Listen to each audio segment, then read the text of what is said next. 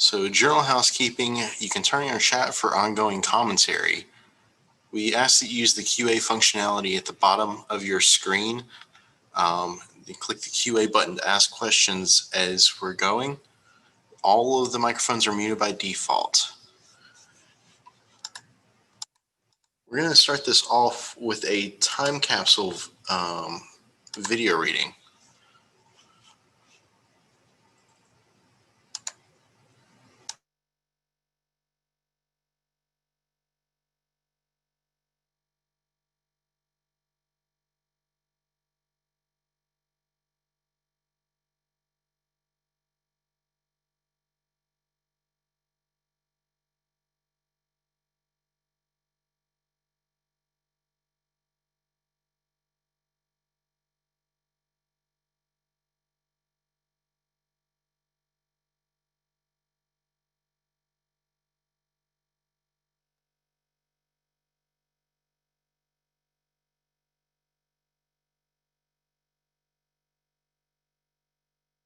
Good morning. I'm Kenny Voorhees, one of the founding members of ITS Georgia back in 1997 and the state chapter representative to ITS America for a number of years. In 2011, I was asked to describe projects I was working on at that time and what I plan to be doing in 2020. Well, back in 2011, I was working for Cambridge Systematics in their transportation operations group, which of course focuses on ITS.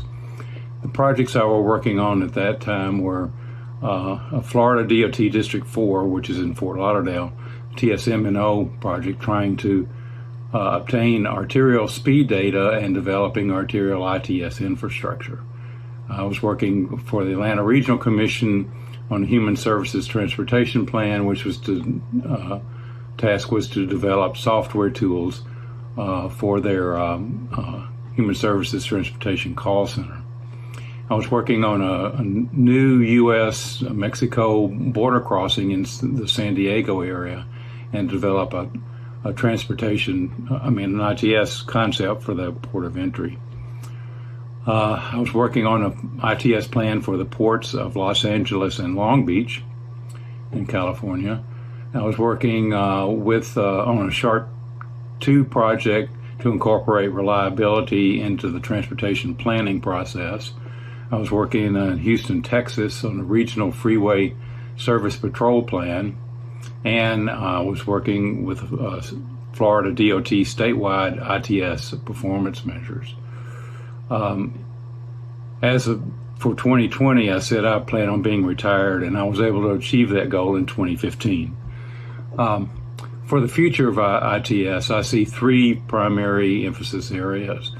One is connected and autonomous vehicles. Of course, the auto manufacturers are advancing rapidly on the autonomous front. We still have a ways to go for connected vehicles to be usable, and we'll have a lot more about that in this conference later. The second is ITS and arterial operations. We need to continue to improve signal technology and algorithms and to incorporate connected vehicle data when it is available.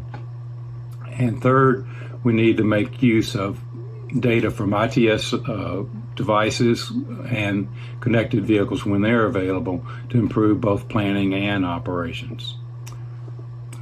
Have a good conference. Bye. Okay, so at this point, I'm going to turn it over to Marc Start, who is your moderator for this session. Take it away, Marc.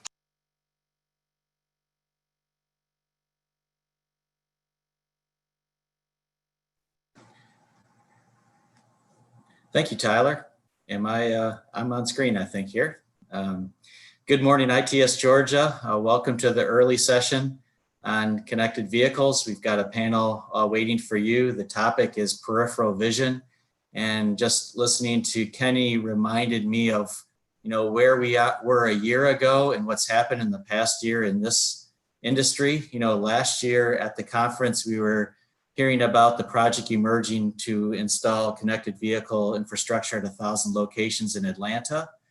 And then shortly thereafter, the FCC decided to talk about reallocating the 5.9 gigahertz band. And boy, that seems like a long time ago. Then there was the IATL opening in January, followed by the GDOT Tech Showcase. And then our traffic congestion went away in large part and is coming back, but still is feeling pretty good out there. And then recently GDOT has energized its effort to begin the project to outfit 1,000 intersections. And here we are in 2020 at the annual conference.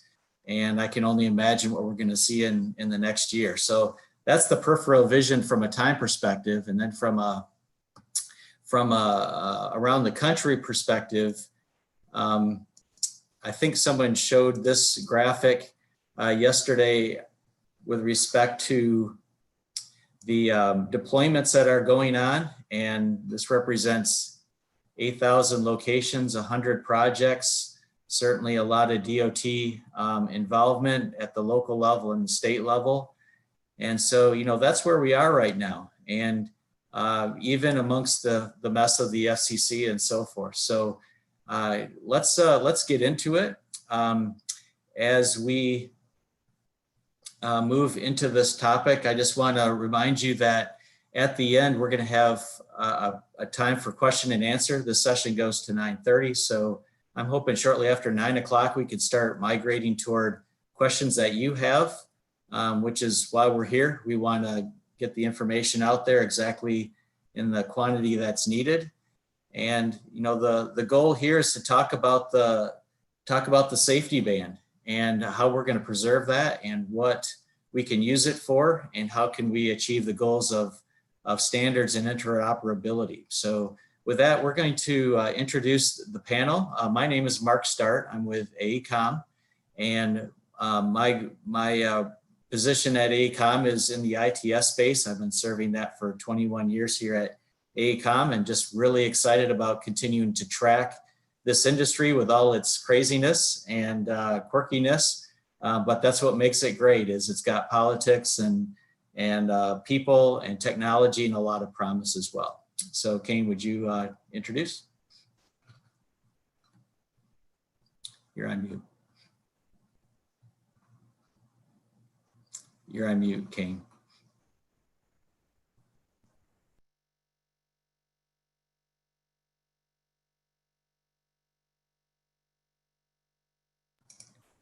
Can't hear you yet.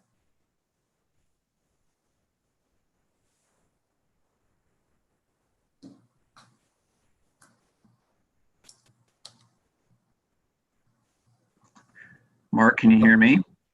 Yes, sir. Let me go ahead and jump in while Kane tries to troubleshoot on his end. Good morning, everyone. Glad to be with you here on a Tuesday morning. Again, my name is Andrew Heath. I'm the state traffic engineer for Georgia DOT. We in the Office of Traffic Operations are tasked with exploring and deploying connected vehicle technology on behalf of the Georgia Department of Transportation. We've been doing so really over the last 3 to 4 years, and we'll get into some of the specifics of the deployments that we have done and that we have ongoing. I'll very quickly sort of repeat what I said yesterday morning about our connected vehicle program and our overall goal and what we're doing there under Alan Davis's leadership, and that is to establish a baseline level of connectivity across our infrastructure and leverage this technology, get it deployed, focusing on both metro areas and rural areas all across the state to create that platform for others to come in and utilize, whether that be car manufacturers outquipping their vehicles, whether that be academic institutions looking to conduct research, or whether that be local governments looking to deploy specific applications that best suit their needs. That's our goal and what we're trying to do, and we're excited about continuing to march forward in that vein. So it's a pleasure to be a part of this panel this morning and look forward to the discussion. Kane, can we try you again?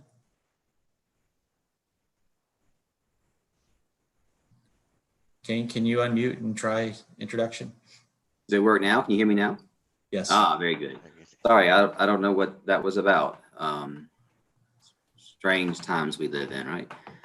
So my name is Kane Williamson. I'm the newly minted Chief Planning Officer for the relatively newly minted Atlanta Region Transit Link Authority, also known as the ATL. We do regional scale, metropolitan Atlanta regional scale transit system planning, governance and funding recommendations. And so I've been here about 2 months. ATL's been in existence for a little over 2 years. Before that, I spent a good bit of time working at the ARC, working on similar issues as well as other regional transit planning or transportation planning issues. I think it was interesting to hear Kenny reference a project that he worked on in 2011 at ARC, which is something I worked on him with, and we have come a long way since then. It's been pretty cool to watch, actually. I just have to preview Steve just a second here. Steve is in yet a different time zone, so we appreciate, Steve, that you are alive and kicking. You're somewheres in the California region, so thank you.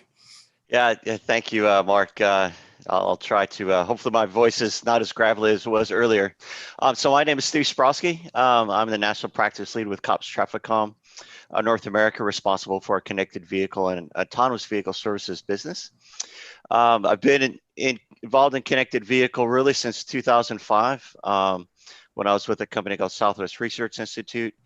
I've been involved in the development, system design, and standardization of the industry, throughout those years. Currently, I'm the convener for ISO TC204's Working Group 16, which standardizes connected vehicle communications and ITS communications in general. I'm an executive board member for the Connected Vehicle Trade Association and also board member for Omnier. I'm really looking forward to the discussion this morning and the topics that this excellent group will put forth, and hopefully have some great questions and dialogue with the attendees. Thank you. Suzanne? Thanks, Marc. Steve, I didn't know you were on Omnier Board of Directors. That's exciting. Yeah. I'm Suzanne Murtha. I'm the national lead for connected and automated vehicles at AECOM. So it's my job to support practices all over the country and their deployments of connected vehicles and help agencies support the deployment of automated vehicles. So I get to work on cool projects like the Automated Bus Consortium. I have been doing in the connected vehicle market since about 1999 when the spectrum was first allocated, the safety spectrum. I worked with Steve at Capsule. I'm on the board of directors at AUVSI, which is an automated vehicle trade association, and also on the board of directors at Omnier, and supporting several different deployments all over the country with AECOM right now. Thank you all. And just a final reminder to put your questions in the Q&A. We'll let those accumulate for the next better part of an hour here, and then we'll take a look at those. We're going to run a few questions against the panel right now. And, the reason the panel is put together is to have two that are from the owning and operating space and two from the industry watchdog, what are the trends space. And so we're going to start with those that are the owner operators, which is the ATL and GDOT in this case. And, the first question is, what are the applications that are really justifying going to the CV world? And what are you doing that's currently taking advantage of CV? What are you currently got in the deployment pipeline? So, Kane, can I start with you with respect to what your customers are looking for at the ATL? Absolutely. So I should also say that at the ATL, we operate the regional express bus system called Express. And so from that's the perspective that I think that we are employing a fair amount of this stuff. We do a little bit of planning on data standards, policy, I guess, setting on data standards and an array of other issues related to transit. So on the express bus side of our operations, we have recently undertaken a pilot with GDOT on transit signal priority for buses. This is, I think, one of the major focus areas that the transit industry is excited about with regard to connected vehicles. In addition to that, I think the things that our customers are probably looking for is better information about their trips, when the bus shows up, and sort of real-time information, how they might plan their trips. And so in general, it's all about how we better deliver service to the riders, how we encourage ridership as a result of better provision of information, and stay in contact with our riders as all of that's going on. So does the feedback you get from the riders indicate a great desire to amp up traveler information? Is that kind of an expectation that needs to come soon for the customer? Yeah, I mean, I think that's true. From the rider's perspective, they're much more interested in the information that they can use for planning their trips and making their own decisions about how they travel on a daily basis. That comes from those connected vehicles. I think from the operations side of the house, it's about the efficiency of the operations of the system and how much more quickly you might be able to deliver passengers to their end destination, and efficiently the system may operate overall. Excellent, thank you. Andrew, can you share what your constituency is asking for and what you're trying to achieve with CV? Yeah, and I'll get into sort of a laundry list of everything we have going on currently and looking forward. But sort of getting back to your question about what do you see as the application sort of leading the way in connected vehicle technology. You know, you ask somebody like myself on the public side, infrastructure owner operator, obviously we see it as the infrastructure-based applications leading the way because we've got a lot more control as to what's going on the infrastructure side. We've primarily been targeting intersection-based applications because we see it as easier to deploy in terms of power availability and connectivity availability already being there based on some of the background work we've been doing on our signal system. We can take advantage of that and sort of layer on top the connected vehicle technology at scale and on a regional basis by, again, taking advantage of what's out there. So that's where we've primarily been focusing. We have gotten into some rural-based applications and rural-based deployments down south of Atlanta and try to get our feet wet a little bit on that regard. But really, we've been focusing on intersection-based applications. And I think you've seen that repeated around the country when you get into DOT-led deployments, similar style strategies. I just think we're positioned very well to try to move into those types of deployments at scale. But from a DOT perspective, you know, our connected vehicle program dates back now 3 to 4 years. We got into the game through the ASHTA SPAT challenge, which I'm sure most of the people on this call this morning are familiar with. We made a decision to respond to that challenge and targeted 2 corridors in the Metro Atlanta area to deploy roadside units utilizing DSRC communication and start broadcasting SPAT information from 54 intersections in Metro Atlanta. That went extremely well for us. We got that deployment essentially from the origination of the project all the way to broadcasting information. That time period was 9 months, and we saw that as a success, that we were able to respond and do so in relative short order. We circled back as an agency after that and decided, what are we going to do next? Well, sort of getting back to the groundwork that we had laid in the past, we identified the RTOP program as sort of a key cog for us in moving into not just a pilot deployment, but a regional scalable deployment, and decided to take advantage of RTOP, layer on connected vehicle technology across the entirety of that system, of the 1,700 locations that are within the RTOP system in Metro Atlanta. And we've been underway at that over the last 1.5 years or so.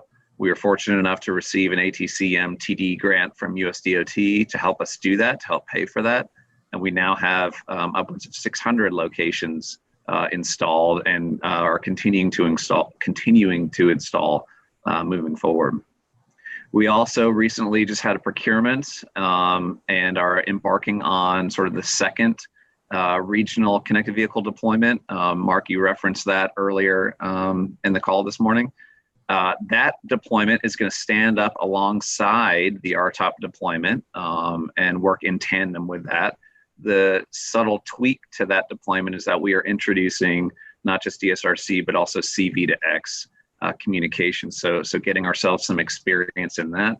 And the overall structure of that program is to bring local governments on board as well.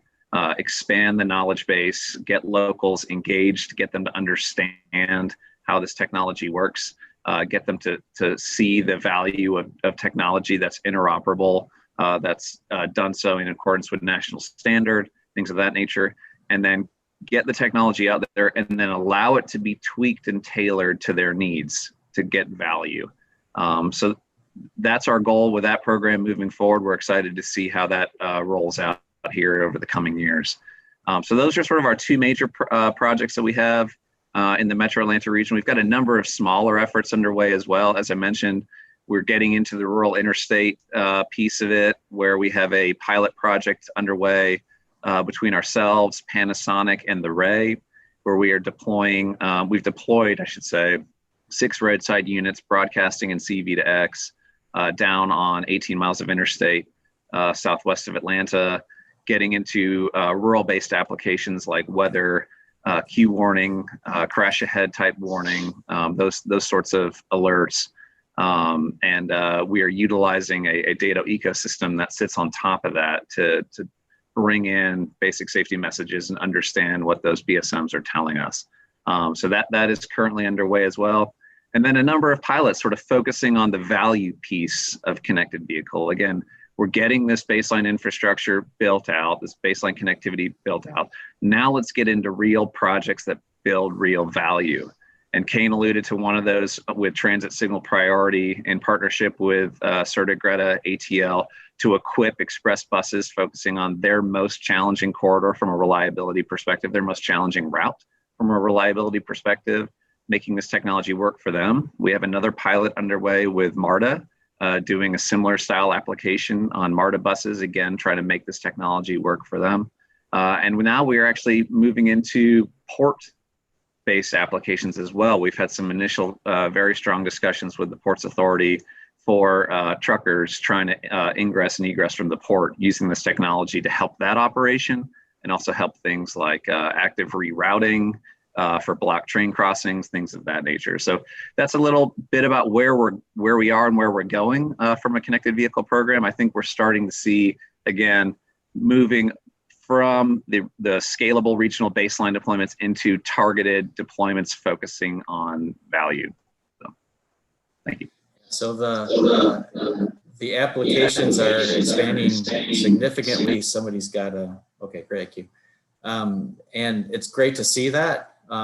It will probably double again this year if we continue to move on this track, and that's very exciting. Just want to highlight too that, Raj did his presentation with what Florida DOT is doing yesterday. We've got local agencies such as Atlanta, Marietta, Alpharetta jumping in with both feet. So we're in a very exciting place here in the Southeast, and it's just great to see more than just the DOTs obviously in the game. And I know Gwinnett's got a project coming up as well in the near future. So great to see all that. Now we're going to turn a little bit more toward the industry side and recognize that there are some headwinds here and there's some opportunities, there's some challenges.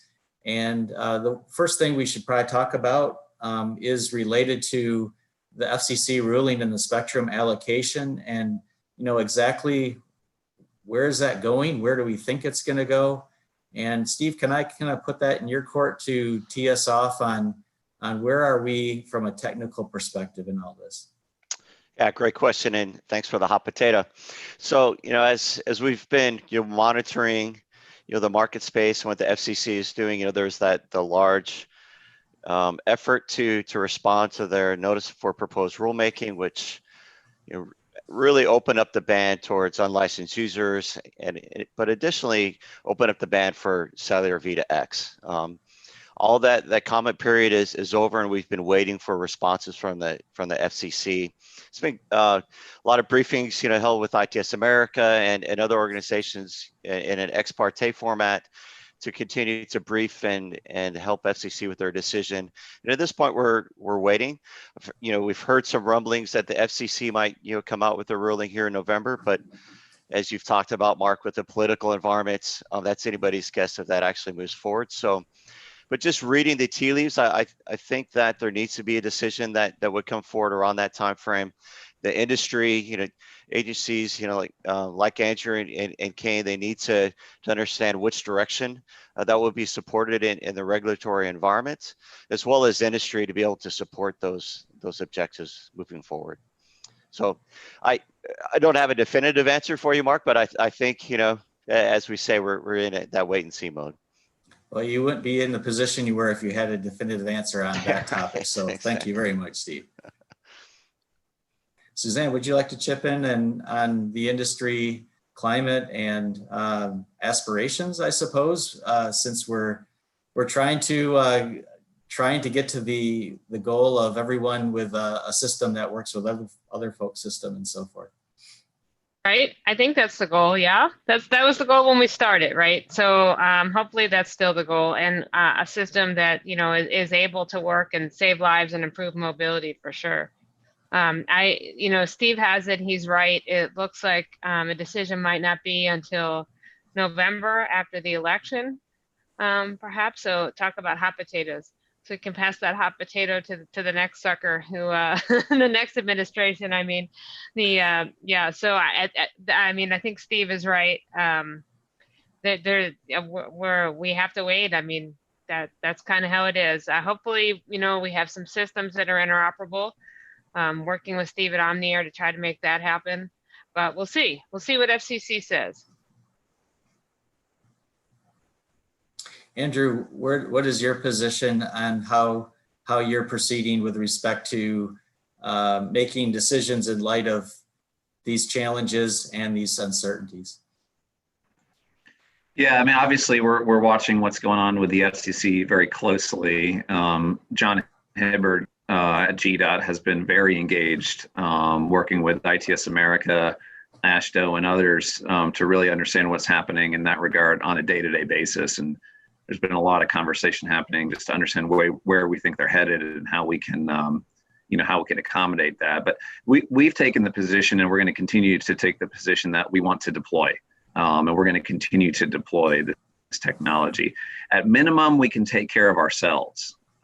We know the safety and mobility benefit of this technology. We've got a large fleet of vehicles at GDOT. We can take care of ourselves at minimum and understand and get value in that regard alone.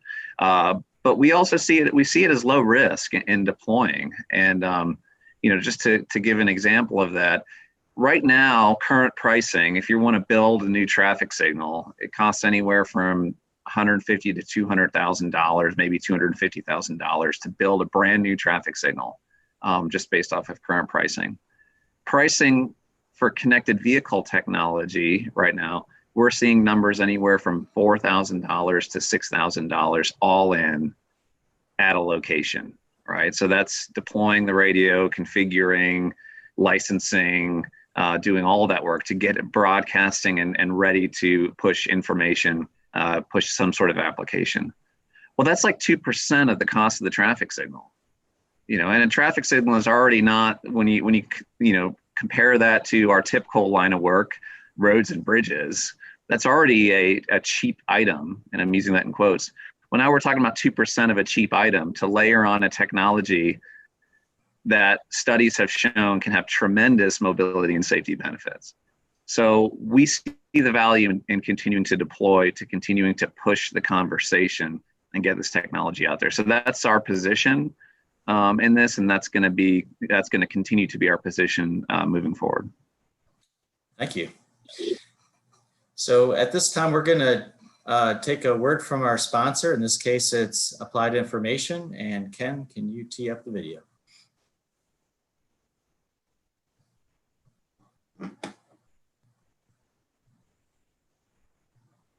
Seconds matter. The fire service seconds matter.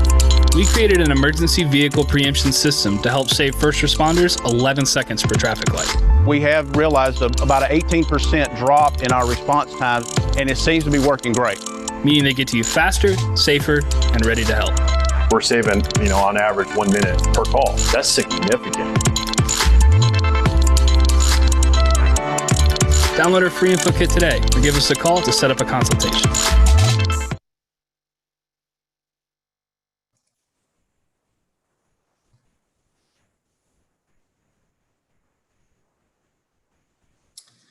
So I serve on the board of ITS Georgia as the secretary, and I just want to thank the sponsors, especially with this conference under COVID conditions. And I want to thank AI for being I think they're a platinum sponsor.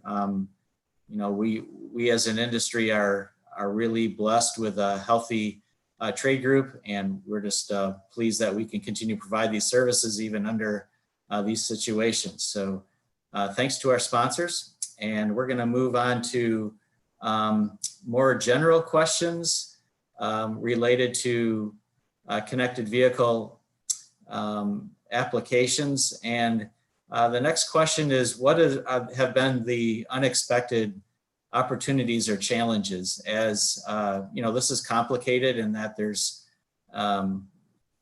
installation, there's programming, there's interoperability, things like that. What have been some of the more unexpected opportunities or challenges, whether it's an institutional challenge or perhaps a technical challenge? So Kane, would you like to start us off with the ATL, and institutionally, where are things at? Sure, I might refer to a little older experience that I had. For a while, when I was still at ARC, I was loaned out to the city of Atlanta to act as a liaison to MARTA around a new sales tax program that the city had just passed. And as a part of that, we were looking at the implementation of BRT on arterial routes. And early in that experience, I learned that the city was deploying a fair amount of transit signal priority. I think it was glance from applied information. And we began talking with MARTA about trying to take advantage of the possibility that offered. MARTA's concern was that they already had some onboard units that worked with a different technology in DeKalb County, and and their onboard units would not work very well with the technology that the city of Atlanta was deploying on their intersections. And so MARTA had some real concerns about how they could make sure they could take advantage of TSP across their jurisdiction, which encompasses 3 counties basically, without putting multiple onboard units for multiple technologies in their cabinets on their vehicles, because there's just not enough space, or drilling additional holes in the roofs of their buses to add additional antennas. So for me, that was sort of a wake-up call. I mean, that may have been an unsophisticated perspective at the time, but it was challenging for MARTA, I think, to think about how they would leverage this possibility of transit signal priority for their vehicles, and at the same time be able to do it across their entire service area. I don't know where that stands now. It sounds like maybe GDOT is helping them through that process with the pilot that Andrew talked about earlier. I think that's encouraging. So I think that is a challenge, but I think the opportunity side of that is the opportunity for the state to step in and help standardize some of this technology across multiple jurisdictions, whether that's through providing the infrastructure themselves, or funding the infrastructure, or offering training, like Andrew was talking about a little earlier. I think it's an exciting opportunity, but I do think it's definitely a challenge. And MARTA is not the only operator that operates across multiple jurisdictions. The express bus network that I talked about earlier operates across 13 jurisdictions. And so we could end up with a real patchwork if we don't have some approach to standardization of the technology or interoperability of the technology, as we try to leverage that for our own uses. And Cobb and Gwinnett both have transit systems that cross multiple jurisdictions as well, whether that's from a local bus perspective or an express bus perspective. So, ATL does represent all of the jurisdictions in the metro region, right? That's correct. We function as a coordination entity as well as a planning entity that coordinates some decision making at a regional scale for transit operators. And so this is an issue that is a real concern to us, and we do hope that we can continue to work with the transit operators and the DOT to, as we move forward with our planning processes, factor in how we might support the deployment of TSP across multiple jurisdictions in a coordinated way. Thank you. Andrew, do you have any unexpected opportunities, challenges to share? I do, but I just want to echo what Cain said, because I think that's a very important thing, sort of trying to focus on interoperability has been a challenge and continues to be a challenge, but needs to be a key focus in deploying this technology. Otherwise, you could end up with that patchwork system very easily. I think our industry has a history of some of those things playing out over time, and that's something that we need to work to avoid. And I'll look at Steve and Suzanne and say, thank you for the work you guys are doing with Omniair, and continue to support you guys in what you're doing there. Again, focusing on standards, interoperability across the country. So I think that needs to continue to be a focus. But, we've also seen sort of a higher level issue too, that we sort of refer to it as the chicken and egg on connected vehicle technology, that who's going to deploy? Are you going to put technology out there on the roadside if there's no vehicles that are listening for it? Or are you going to, as a car manufacturer, are you going to commit to putting radios in your cars if the infrastructure isn't equipped?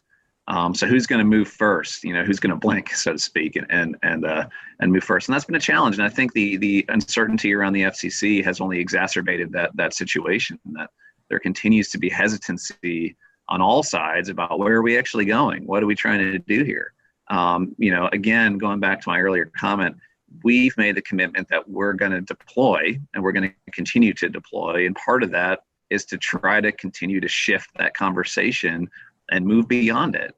Again, at minimum, we can take care of ourselves with this technology and realize value that way. But it sure would be nice if others came along with us. And we're hoping that, taking a leadership position in that regard is going to continue to shift that conversation, working with other states that are in a similar position in doing so. But that has, I'm not going to, sugarcoat it. It's been a challenge to see real momentum nationally, real progress nationally towards deployments at scale, and bringing on large scale fleets to really take advantage of the technology. So we'll see again what the FCC does, but and our position is not going to change there. But hopefully, as an industry, we can find some sort of resolution and move beyond that.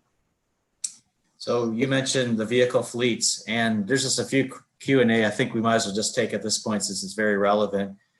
First of all, Andrew, how many OBUs are actively broadcasting messages in the state of Georgia with respect to the systems you've put out?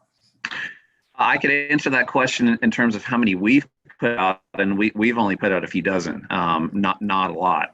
However, I will say that we have picked up BSMs from vehicles unknown. I'll say when we turned on the system down on I-85 on the Ray in that rural interstate setting, all of a sudden we started picking up BSMs from vehicles. We don't know who they were. We don't know what they were doing. Even more interesting than that is that they had an SCMS with valid security certificates on top of that, because we have implemented an SCMS down on that deployment, and they were able to essentially handshake with us, and we were able to push data back and forth. We found that very interesting. Not only were they equipped, but they had an SCMS on top of it as well. So how many there are, it's hard to know. There are clearly vehicles out there, fleets out there that are either deploying or experimenting with the technology, because we have seen sort of random messages, I'll call them, come across. But on our side, it's been a limited number OBUs. We don't see ourselves in the business of equipping fleets as a DOT. We don't see ourselves in that regard.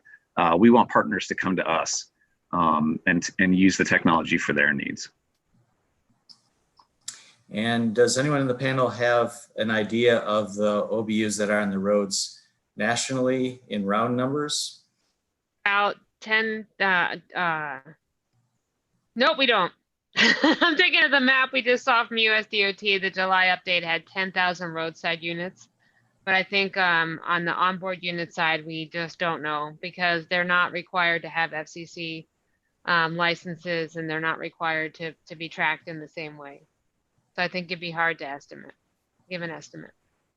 Gotcha. All right.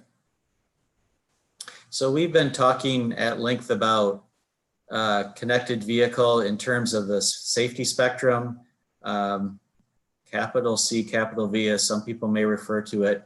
Let's now look at the CV market in more broadly, which includes a whole bunch of players, including players that have been around for a very long time collecting telematics off vehicles.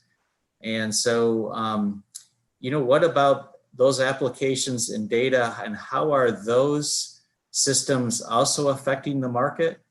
Recognizing that some of these data sets have been collected for other purposes than safety and mobility, perhaps. And now all of a sudden, the market is asking for any and all data that could be applied to safety and mobility. So Suzanne, can I start with you with that question? What are those forces looking like?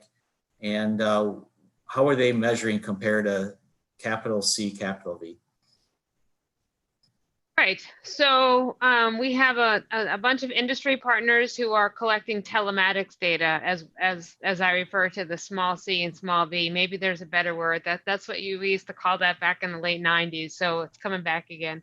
When we look at telematics data, it is all new vehicles have 4G capability on them, and so through the 4G capability, almost all, if not all, new vehicles are able to send back a lot of information about themselves to the OEM, depending on if the buyer signs off on the agreement to do that. But most buyers do, so that now the OEMs have access to an amazing amount of data about the new vehicles that are on the road. So I refer to this data, and they sell it too. So there are several vendors which have access to larger pools of data from all the different vehicle manufacturers.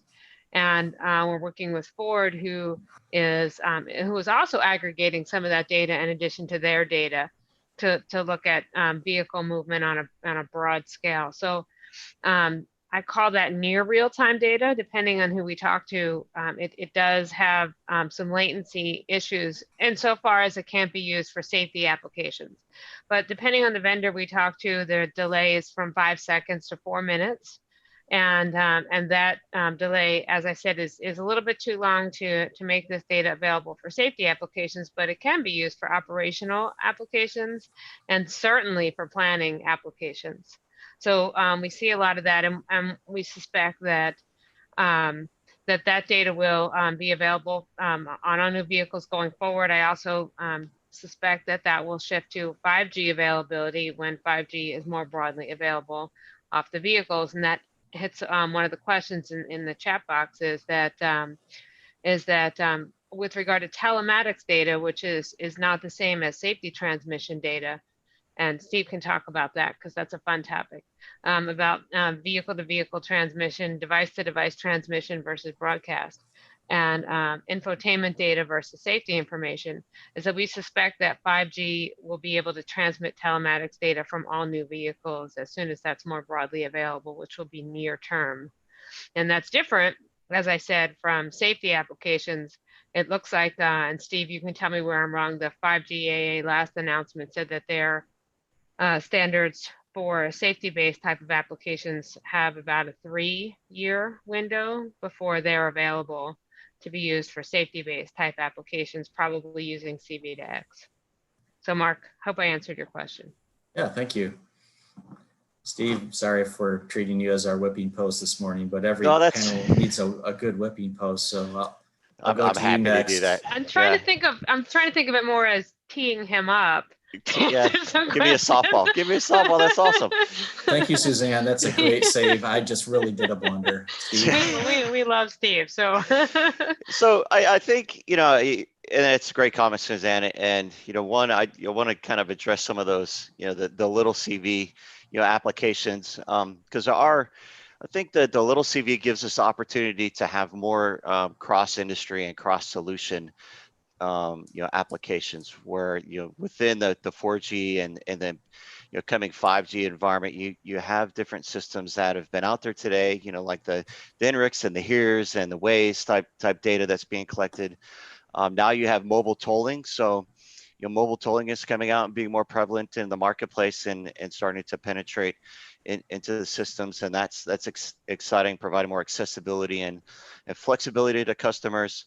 As well, we're even starting to, when we talk about near real-time type safety awareness type of a system, you've got something like the system that TTS provides it empowers the new Audi vehicles where they're providing awareness of a impending red light. So it's like a red light warning, but it's more of an awareness instead of a safety system. And that's exciting because that's going across the 4G channel as well, and not necessarily through C-V2X. Another thing that we're seeing additionally is, for years, we've put up a lot of infrastructure for connected vehicle, but not, as we just talked about a few minutes ago, and Suzanne brought up, we don't know how many vehicles are out there. And frankly, vehicles within the pilots are kind of a small role. But on the, the coming trend we're seeing is, in addition to V2X type technologies being utilized, some of our roadway operators are looking at a combination of V2X and 4G, 5G type technologies, merging those together, and working with industry partners. We're seeing that come together quite a lot. One example is a company called Nexar that produces an in-vehicle camera that identifies the roadway environment and some of the different construction areas, and really giving a real sense of what's on the road and giving us that connected vehicle flavor, but from the mobile environment. So, while we talk about the little CV as being not as real time and not in safety, it's still very advantageous and merging quite well as we progress systems moving forward. And maybe to hit a little bit on what Suzanne alluded to on the vehicle to vehicle and the technology, one of the things we didn't touch on with the FCC earlier is that it's important for them to make a decision. It's important for the OEMs to have that decision, mainly for vehicle to vehicle, and to standardize a communications protocol to be utilized for safety. As we have the two competing technologies within the market space, DSRC and C-V2X, they're different protocols, they're different physics. One is developed based on Wi-Fi, like you have in your laptop, where the C-V2X is based on cellular protocols, which again creates confusion with 5G and such. But DSRC and C-V2X will never talk to each other. They're different languages, they're different technologies, and so that really sabotages to a certain extent the V2V and the safety capabilities that V2X and connected vehicles was truly designed for. And so that's really, the FCC kind of taking their time and also not really making a decision is kind of, set that back a little bit. And so we're hoping for, a definitive decision moving forward. Do you mind if I jump in, Mark, to follow up on Steve's Yeah. point? Yeah. So I think that, and I wanted to say that too, Steve. I'm glad that you said that, because it's actually very sad, right? Because we were not months, it was maybe days or hours away from a mandate from NHTSA that would have solved all this, and we would not have lost the last 4 years of fatalities on the road, and we would have, prevented, an incalculable number of crashes. Well, I guess it's calculable. NHTSA does that, but there are a big number of crashes that it would have prevented had we been days, maybe hours away from finishing that mandate, which is very frustrating and sad even. I also wanted to comment back to your point about Nexar, which was a great point. That the interesting thing about Nexar is that Nexar is combining, as Steve said, video data with telematics data and potentially with connected vehicle data, because one of their large deployment areas is Las Vegas. So you get to see an input from all kinds of different types of data. And the interesting part about the video data is that's what we will get from automated vehicles. So when we have automated vehicle deployments, that data gets to be combined with the connected vehicle data. Now that data quantity, the quantity of the data is just so huge. It's so big, in fact, that the AV developers, when they describe about that data, they talk about how they can't even shift it up to a cloud at night, that they have to physically walk disks between buildings in order to take down data from a vehicle for the day. So it'll be really a really great topic to look at, how we all as an industry manage the video data from Nexar or from automated vehicles, combining with the connected vehicle data and the existing data streams that we have. And also how we use edge processing there to be able to eliminate some of that in the vehicles and at the edge, so that we can actually have access to as much of that data as makes sense for decision making. Mark? Thank you, Suzanne. Yeah, that's what's really wonderful about this industry, is how quickly a new data set gets translated into a new application. And of course, it's got to be blended with everything else that's ever previously been collected simultaneously, which is takes very smart people to wrap that together. Just want to leave the question open just for one more offering, perhaps on the small c, small v. And Kane, I'm just curious if there's a customer application that you're looking at related to, you know, a data set that isn't necessarily the safety spectrum, but other data sets that you're pumping to your customers. Yeah, absolutely. So I don't know if you all are familiar with GTFS, the General Transit Feed Specification. There are an array of types of GTFS feeds. We are currently working toward developing standards for those data sets in the region for the transit operators here for the static feeds. We're hopefully moving toward real-time feeds as well. That would be to some degree based on the location of vehicles and the AVLs probably that the buses already have on them. And then we'll be looking toward also pathways data, which is a little more specific to how people move around transit stations and stops, potentially for people who have some sort of disability that may be in a wheelchair or they may not be able to climb stairs, how they locate systems, elevators and escalators within transit stations. And so that we are looking very, very much at setting standards for all of those as well, and hopefully beginning to incorporate those into an app that we are developing now through FDA's IMI grant program, which would be basically a trip planning app and an app that you would use to provide additional information to people who are trying to plan trips. So those data and the standards that go along with them are critical to being able to incorporate them into any number of apps, whether they're ones that we're developing or existing third-party apps that the private sector has already developed. And so we're working hard to get those standards in place and to get buy-in on those standards from the array of operators in the region. So it's those kinds of things that make it possible, I think, for the riders to get real-time information and be able to navigate the system a little easier and to attract people to the system because it is more navigable as a result of those data being provided to them. Fantastic. That's a great viewpoint. Certainly as you have the purview of the entire metro area with multiple systems, that's a complicated calculus right there. We're going to take a break for commercial. This is, we need to pay the bills on this end. So Ken, can you tee up our sponsor?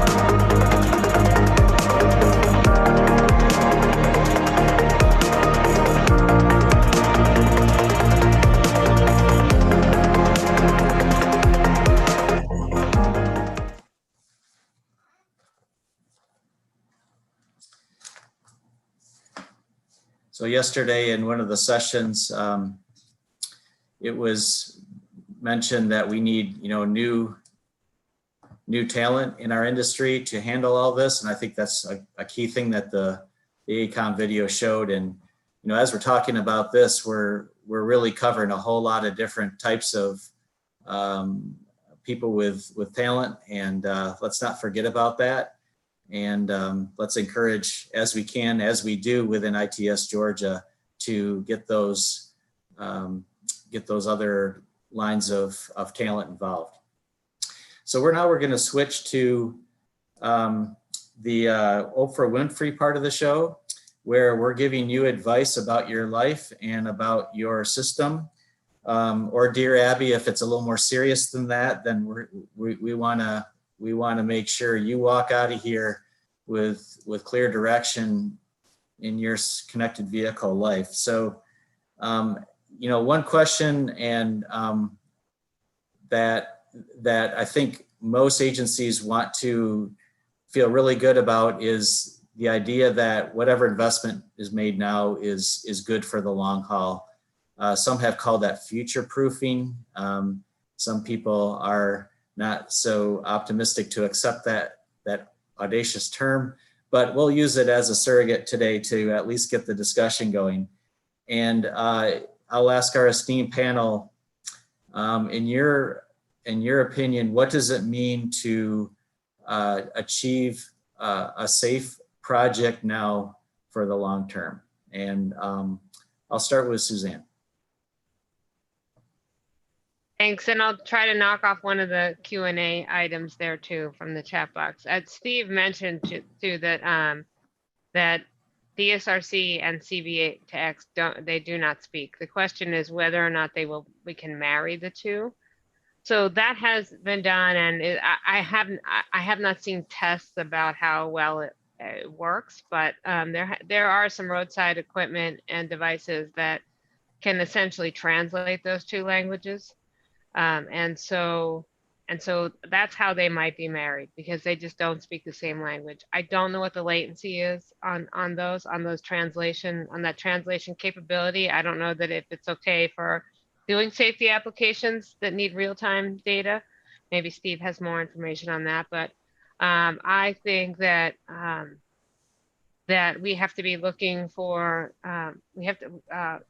that insofar as the automotive manufacturers decide to use 5G for safety and infotainment, if that's what happens, that we have to be able to, that we do have to be able to support that, to support 5G deployments based on with a C-V2X or a DSRC aspect for safety, depending on what FCC says.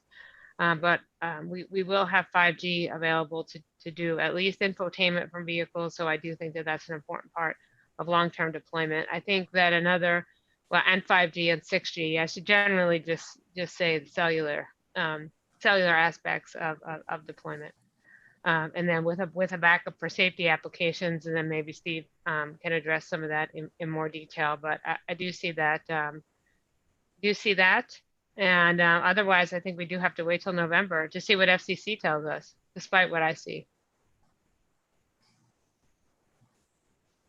Andrew, would you like to give the perspective of the taxpayer side of the world? And I know you've talked a little bit about this, but maybe just share a little more on how the DOT decides on the investment.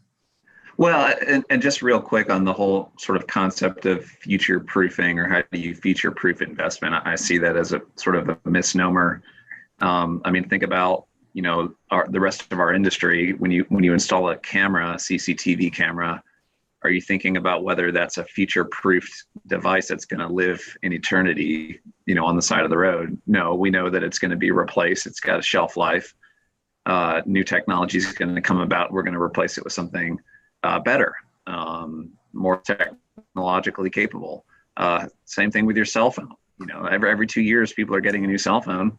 When you went and got your first smart device, did you think about that being the one smart device you were going to use for the rest of your life? I'd be curious to know if an iPhone 1 still actually functions right now at all.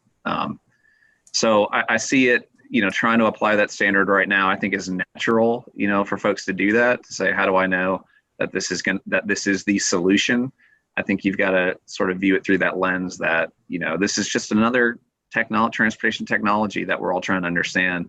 There's gonna be, replacement cycles, refinement cycles. It's gonna evolve over time, but I don't think that should necessarily scare people away from deploying. And again, going back to my comments earlier, that's the position we've taken.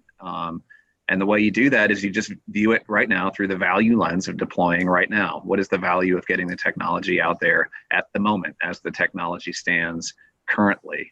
The future's certainly uncertain, but you can get value from deploying now. And we're seeing those applications emerge all over the region through the work going on in transit signal priority, emergency vehicle preemption, traveler information messaging, things of that nature.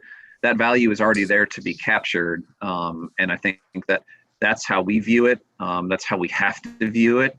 As stewards of the taxpayer dollars to deploy, we've got to answer that question as we're deploying.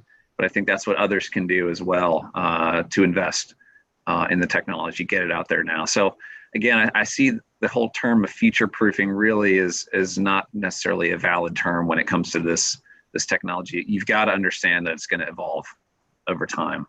But as long as you can answer that fundamental question of yourselves as you're deploying, then I think you should be able to proceed. Steve, as a part of a company that's manufacturing devices and watching the communications world evolve, just kind of curious what your perspective is. And then we also have a question related to this. How does 5G stand with the connected and autonomous vehicle world? Yeah, so great question. First of all, I think, as a company, we kind of approach the industry now as more of a technology neutral approach and trying to really protect the investment decision that folks like Cain and Andrew are making in their infrastructure.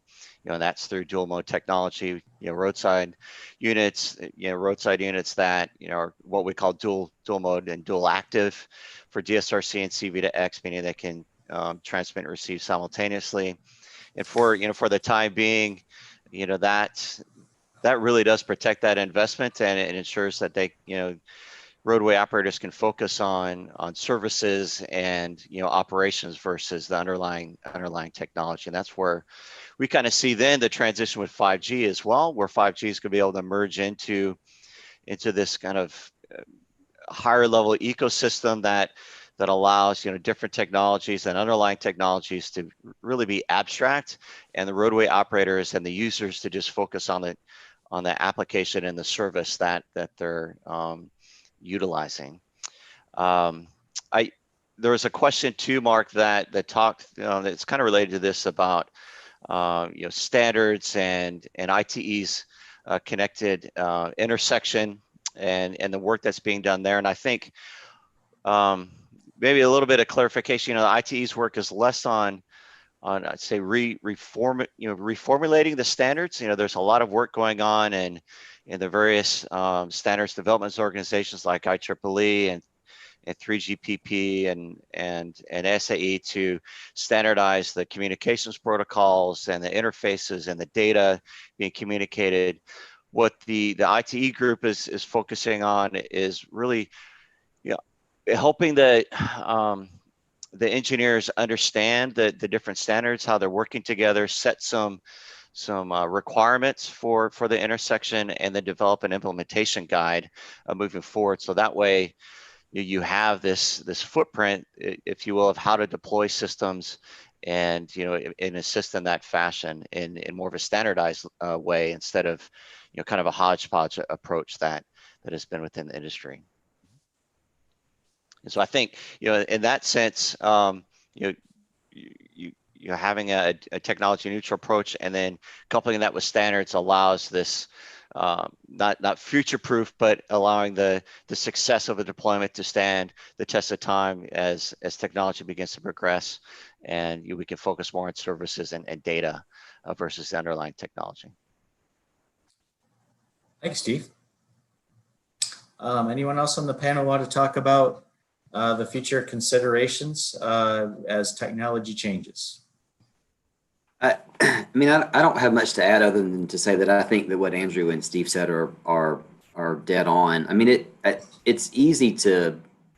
would be easy to allow yourself to become paralyzed in this environment, right? Knowing how rapidly technology is evolving, knowing that we're still waiting on decisions from the federal government, knowing that we still need data standards.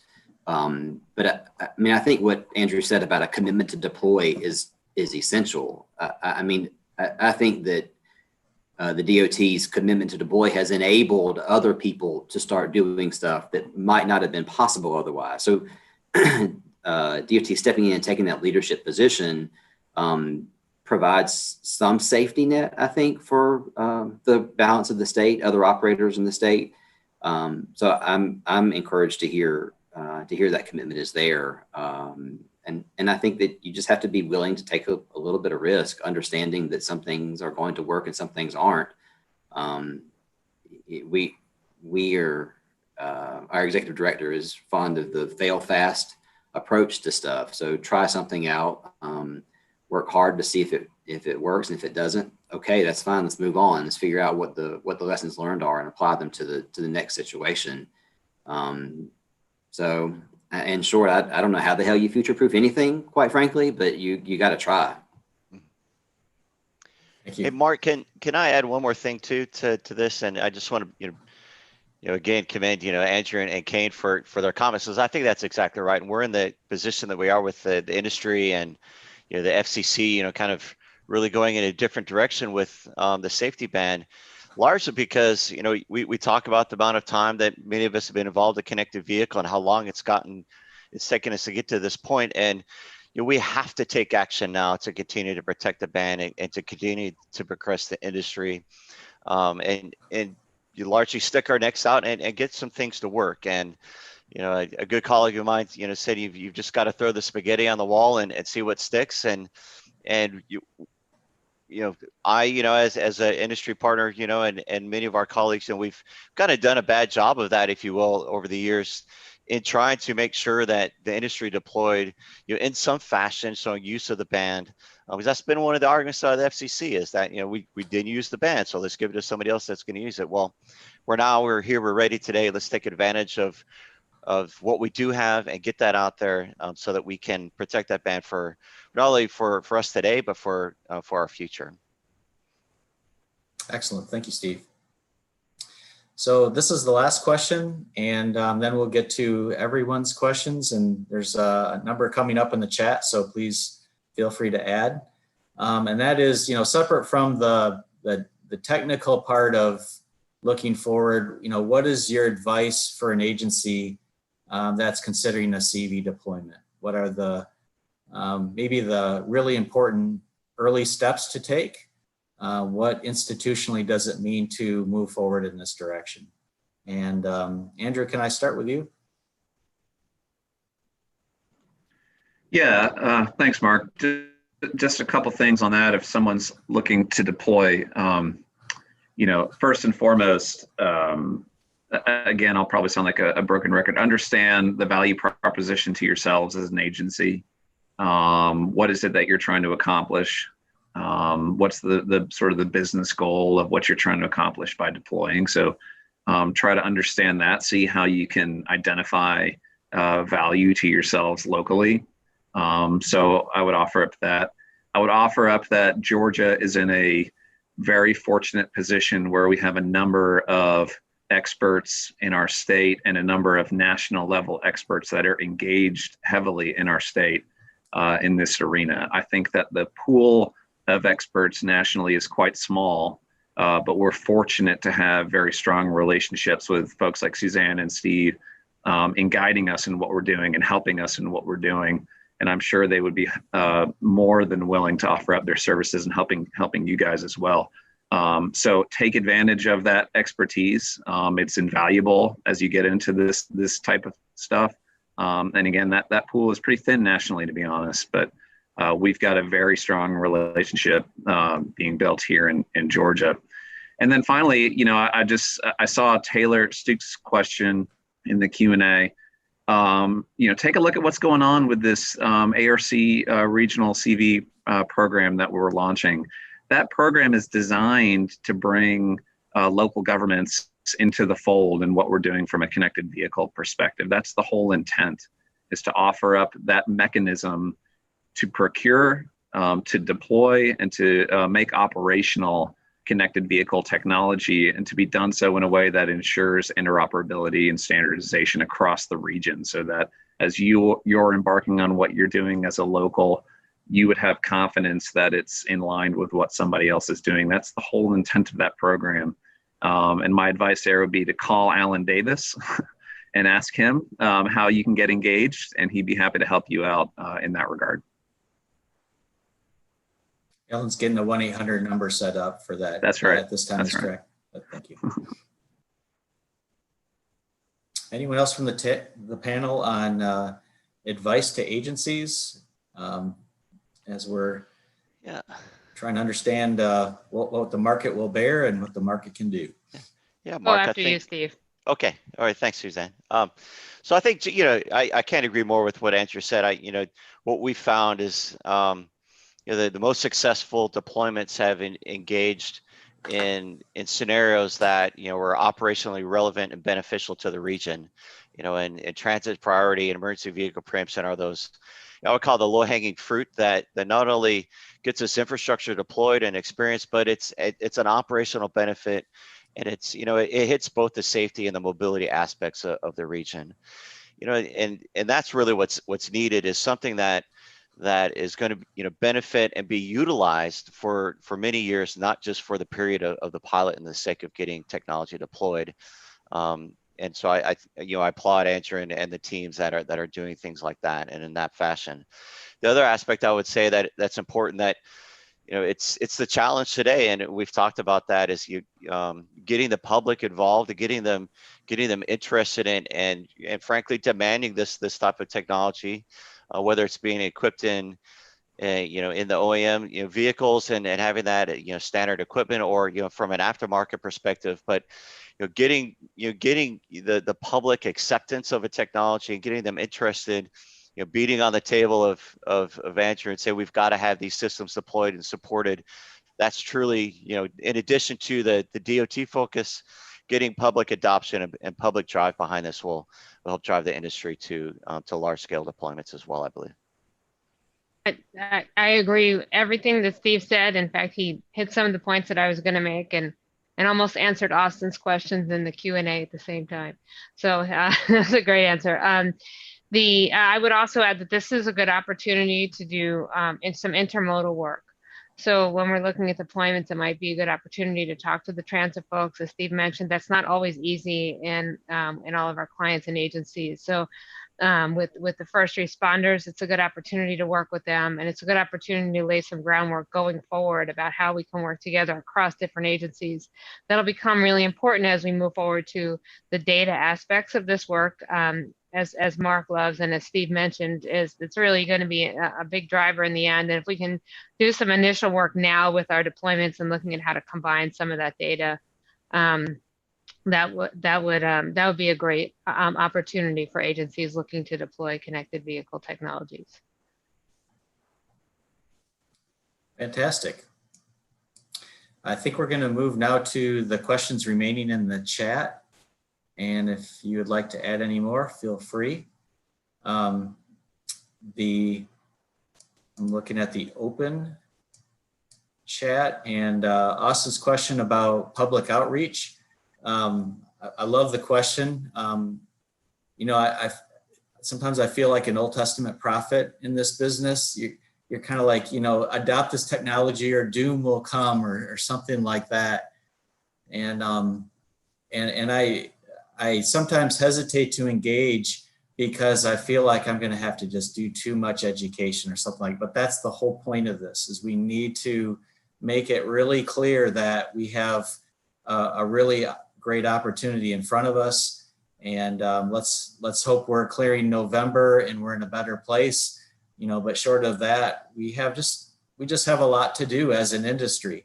It's a big, murky mess out there in terms of information, and that's not unexpected. That's what happens in the marketplace. And so as far as public outreach goes, just curious if anyone on the panel is aware of something more formal that may have been done about what people want, what people expect. You mind if I take a shot at that, Mark? Because I've been thinking Sure. about his question for the past 45 minutes since he put it up there. So the thing about safety technology, it's a little bit different in terms of public outreach. It might not be as necessary. So the beauty of the rulemaking that NHTSA was about to do was it gets rid of the need for public outreach. Not to say the public outreach is bad or unnecessary, but just like we didn't need public outreach for seatbelts, right? Because they're just in the cars. Same with this type of safety technology. When it's just in the cars, it's less necessary for public outreach and to Austin's question, to get feedback from people and consider their input in how we develop, in individual citizens and drivers, and how we develop the technology in the cars. Maybe more important for infotainment type systems to get input on those type of things. But when we have a mandate and we have safety equipment, it maybe becomes less necessary for public input than other technologies. So there hasn't really been there's not really a formalized effort to do that, to talk about connectivity. There were some discussions about that back in the day. In fact, I used to get a lot of questions about privacy when I did presentations. People don't really care about that anymore. In fact, I used to be able to, in fact, when I used to go into presentations, I used to look at the audience and I tried to, in my head, like pick the person who's going to ask me the privacy question.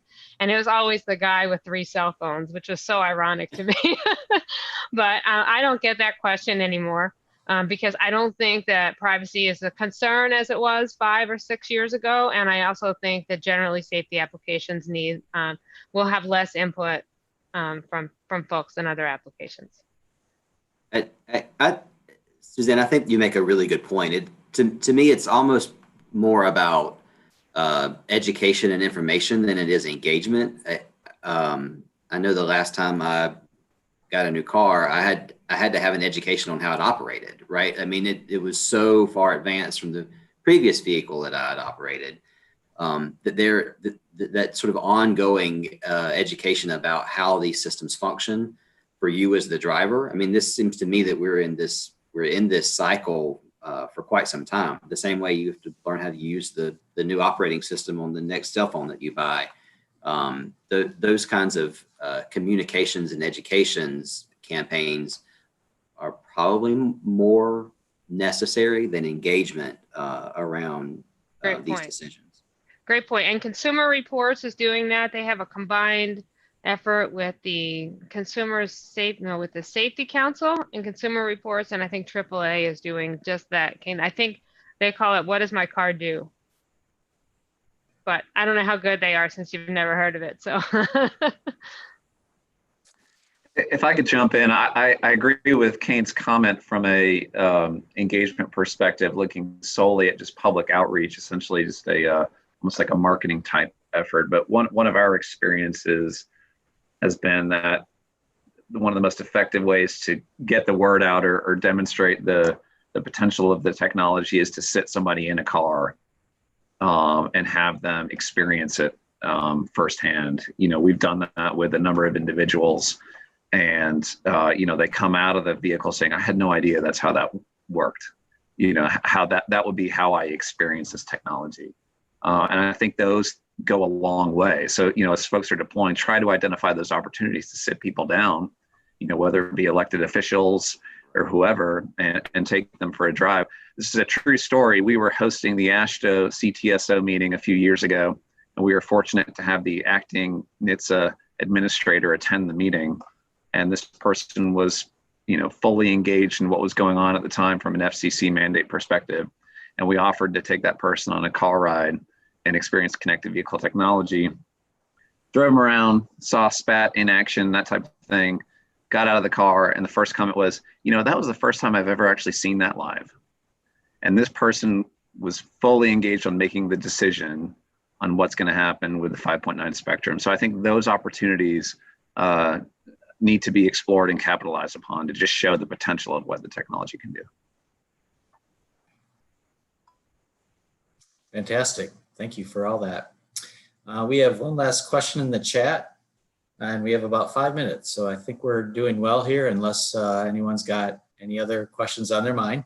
From Whitney, what gaps and ambiguities do you see in the standards, J2735, RSU, and how have they affected deployments, and what have you done to work around them? Well, Mark, let me take the first salvo at that. I think,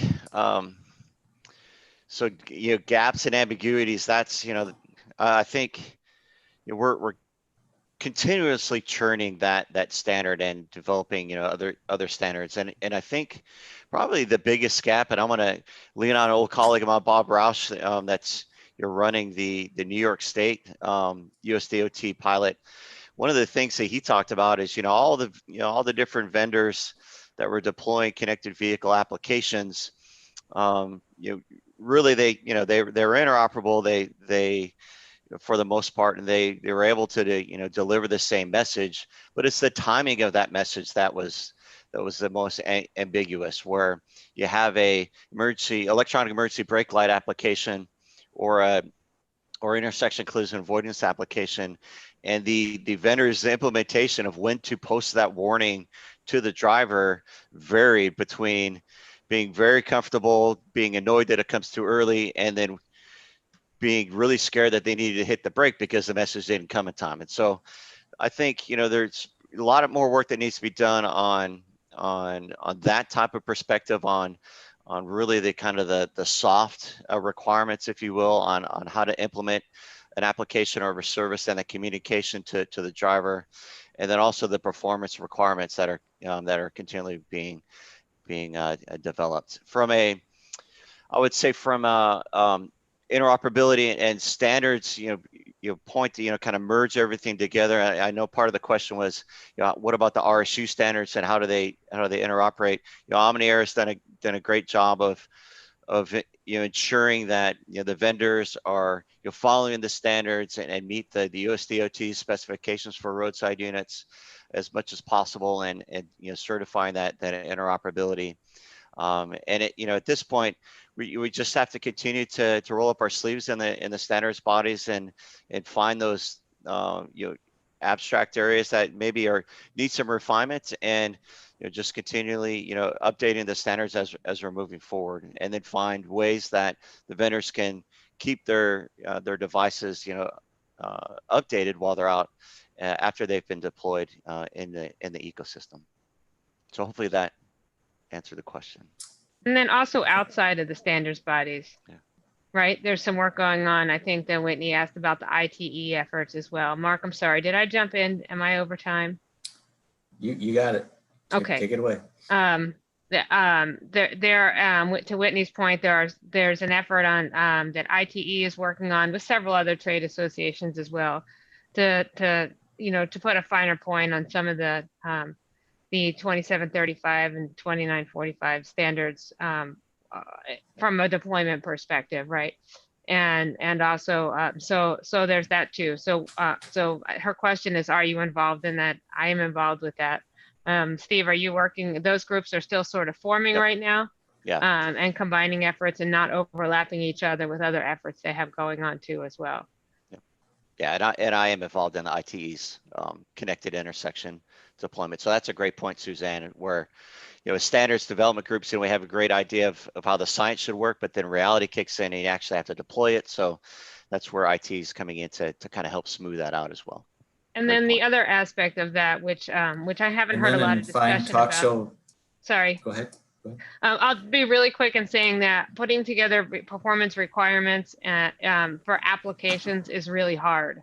As it turns out, it's a really, really hard thing to do. So that's going to take a little bit longer. Sorry, Mark, go ahead.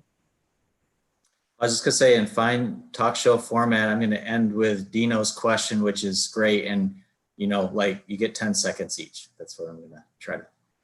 No, you can take what you want. But his question is, to wrap this up, are we done with DSRC or are we waiting for the next generation? Andrew, I'll start with you. We're not done.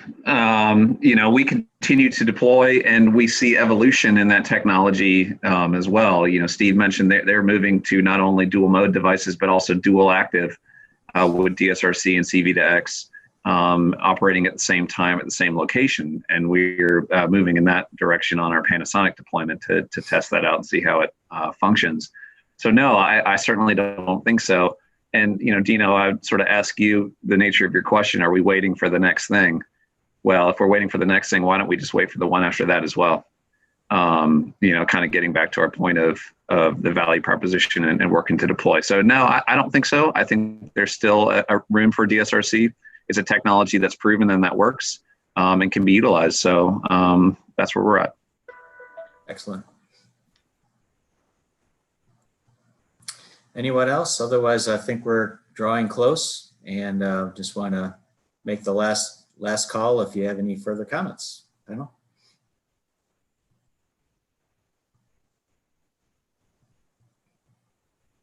All right. I think we're going to call it to a close then for this session. The next session is session 5, which is double vision, and I think that is at 10 o'clock.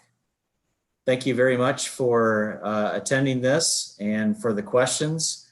Please visit the conference website for announcements and activities, and thank you for also participating in the vendor breaks and so forth. So hope your morning's going well, and we'll see you at 10 o'clock. Thanks, Mark. Thank you. Thanks a lot. Bye-bye.